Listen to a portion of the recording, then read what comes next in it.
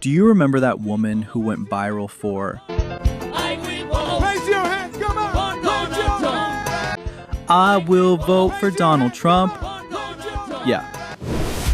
Her name is Janet Correa, and her FAFO season just dropped. Because after all that MAGA karaoke, her husband Francisco Correa just got deported. Yep.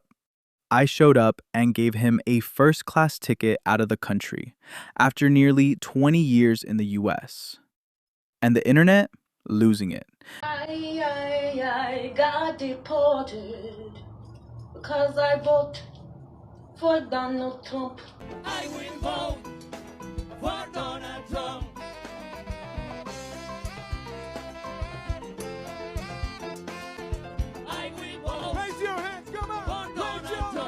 Because this ain't just irony. This is karma doing backflips in cowboy boots.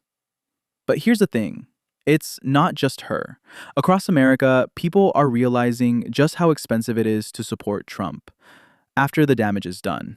From Texas farmers who can't find workers thanks to those tough on immigration policies, to small business owners drowning in tariffs they thought would bring jobs back. Turns out, when the bill comes due, loyalty won't save you. Let's dive in. There is, especially in Florida, a large portion of the Cuban community has been reliably voting Republican, and more recently full-blown MAGA. I think Florida Cubans are some of the most problematic Latinos in terms of voting. They rallied behind Trump as he screamed about mass deportation, somehow thinking it wouldn't apply to them. Surprise. And I'm so glad that they voted themselves out of our country. Trump campaigned on mass deportation, and these MAGA Cubans voted for mass deportation, and now they're getting deported. They got what they voted for, and I love that for them. A lot of Cubans, possibly seeking legal status like naturalization in the U.S., have now eliminated themselves from the voting rolls, and I say good, because I'm tired of them sabotaging our elections. Now again, I do not wish this on the Cubans who don't support Trump, but statistically, most of them do. I will vote for Donald Trump. Y'all had me in the comments crying. Y'all wrote in so many different ways with so many different syllables. I was weak. I will vote. Because why would they vote for Donald Trump? Down on illegal immigration is starting to affect the Texas agriculture industry. Some farmers say their workers are too scared to show up for work. Fox 4's Casey Stegall spoke with the Texas Agriculture Commissioner about the recent immigration raids. Casey.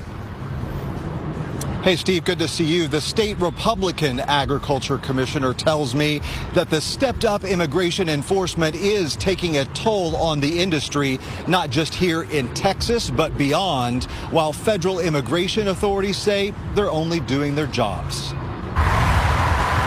Just 40 miles or so south of the Dallas hustle and bustle. Row crops, hay production. Sits Lee Calvert's 2,000-acre Ellis County family farm. My father helps me, obviously. My little sister helps. My wife, huge help. I've got 3 sons, and they're coming along and doing what they can. Calvert knows he's lucky not having to rely on farmhands to check the chores off, because those who do say absenteeism among hired migrant help has disrupted their entire operations.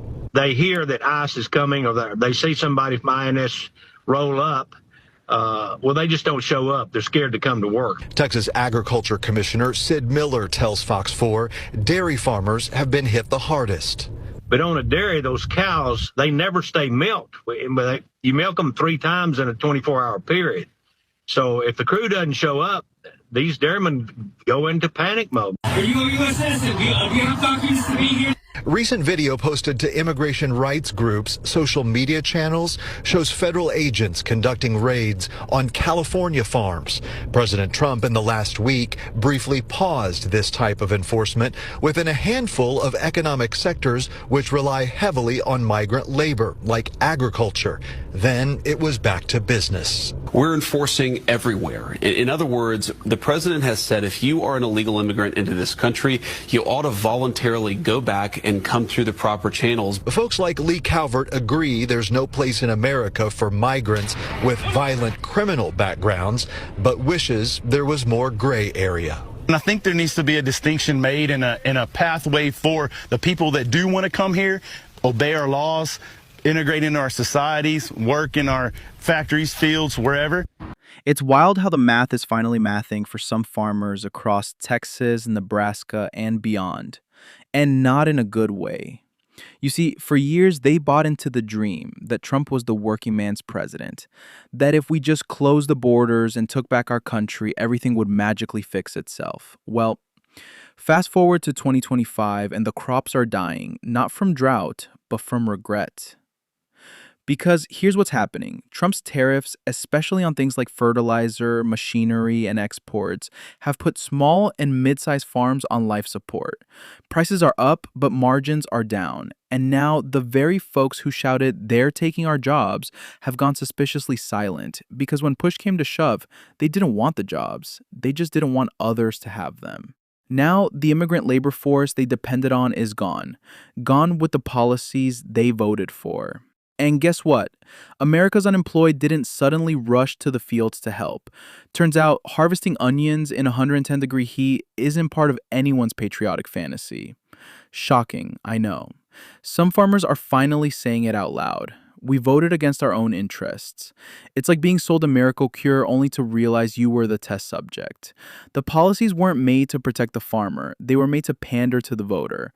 And now the land's dry, the help is gone, and the promises are still echoing in the wind.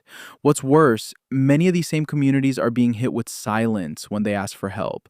Because political loyalty doesn't come with a refund policy. This isn't about left or right anymore. It's about reality versus illusion. About how policies feel different when they show up on your doorstep wearing boots and asking why your field is still empty. And for many farmers, it's too late to switch crops. But maybe not too late to switch course. All right, I hate asking for help. I'm not asking for any handouts, but I'm a small business owner that is directly being affected by the 104% tariff that has been put on China. I import alloy wheels for cars, and I do somewhere in the neighborhood of 10 to 15 containers a year, which is a small business in regards to this industry. At 104%, I am absolutely going to implode and will not last 6 months. So with that said, I'm asking, is there anybody out there that has connections with manufacturing facilities, specifically alloy wheels, either in the United States or outside in these lesser tariffed countries like Mexico, Indonesia, Thailand, India? I need to find another source. I've emailed a lot of these companies and cannot get a response. And I just don't know if it's because I'm a small business or what exactly it is. So if anybody's out there that can help or shed some light, maybe provide some information that would be helpful, I would really greatly appreciate it, because if not, it's just a small business here that's going to go under, and I'll be back to digging ditches again, which I'm not scared to do, but it's a little harder to do with a wife, 2 kids, and at 45 years old. So let me know if you guys have any suggestions. It's very much appreciated. Thank you. All this time, he was never talking to you. We're making a fortune with tariffs. $2 billion a day. Do you believe it? I was told $2 billion a day. He said that yesterday at a dinner.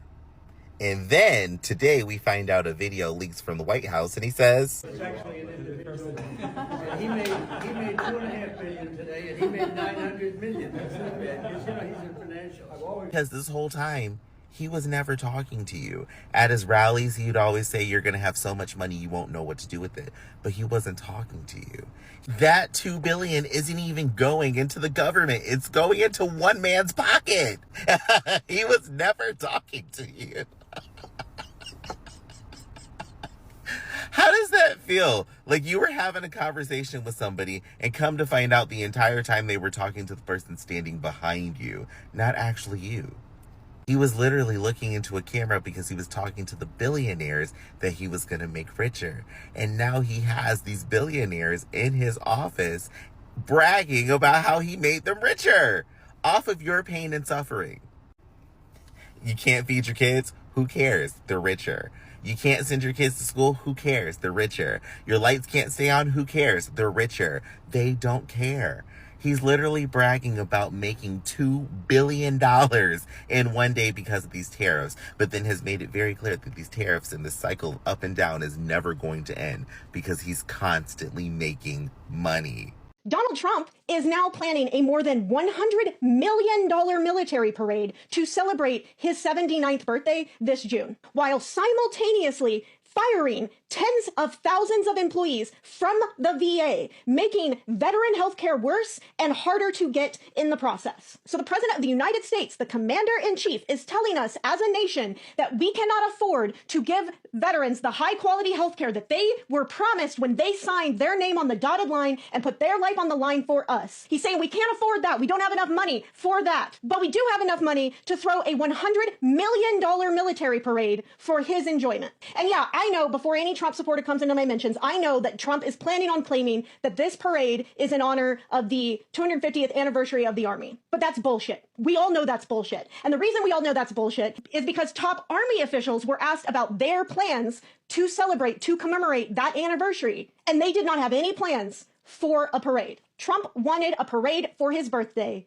And so his people went and found an excuse to do so. And this is the same exact parade, by the way, that Trump wanted to throw in 2018 and was stopped by Pentagon officials who made it very clear this is an absurd thing to want to do. The cost of this is astronomical and a huge waste of money. Even back in 2018, it was going to cost $92 million for the Pentagon to arrange all of the military elements of this parade. And then it was going to cost the city of DC $22 million to repair all of the roads, the 4 miles of roads that would be completely torn up by driving tanks down them. And the only reason that he wanted that parade in the first place back in 2018 is because he had visited France when they were commemorating Bastille Day and they had a military parade. He could not stand the thought of another country having a military parade and him not getting one himself. We're going to spend $100 million on the demands of the petulant child that we've put in the White House because he can't stand to see another country have a toy that he doesn't get. But meanwhile, we're going to tell veterans, sorry, if you're feeling like you are moments away from taking your own life and you call the Veteran Crisis Hotline, you might not be able to reach anyone because we fired all those people. Sorry, if you're a veteran that has brain cancer because you were exposed to toxic chemicals in a burn pit in Afghanistan, you may not be able to get all your benefits or navigate the system because we fired all the people that were hired to help veterans navigate benefits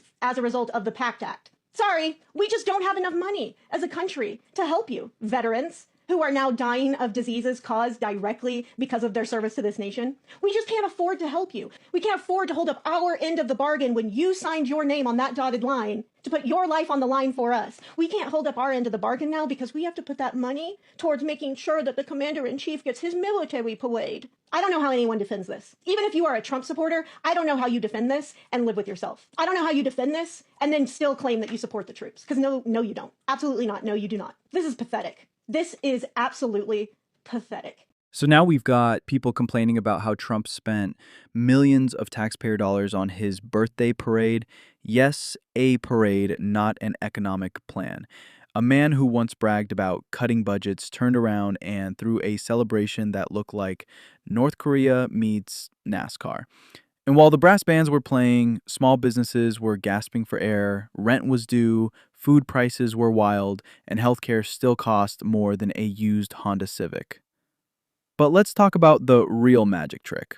While everyone was distracted by the pageantry and memes, Trump quietly launched a meme coin. Yes, a cryptocurrency with his face on it. And guess what? Thousands of Americans already struggling poured money into it hoping for financial salvation. What they got instead? A digital rug pull. The value tanked and people lost thousands. This is the guy some of y'all are trusting with the economy? And somehow, despite all of this, the narrative machine keeps spinning. Families are breaking apart. Like the viral story of the woman who sang, "I will vote for Donald Trump," with her whole chest, and then watched her own husband get deported under Trump's immigration crackdown. It's like living in a political episode of Black Mirror, only it's not satire, it's 2025. Meanwhile, the rich, they're fine. Better than fine, actually, because Trump's economic policies, just like Richard Wolff has warned for years, were never meant to uplift the average American. They were engineered to serve the investor class, corporate donors, and political cronies. The 1% are eating 5-course meals while everyone else is clipping coupons for eggs.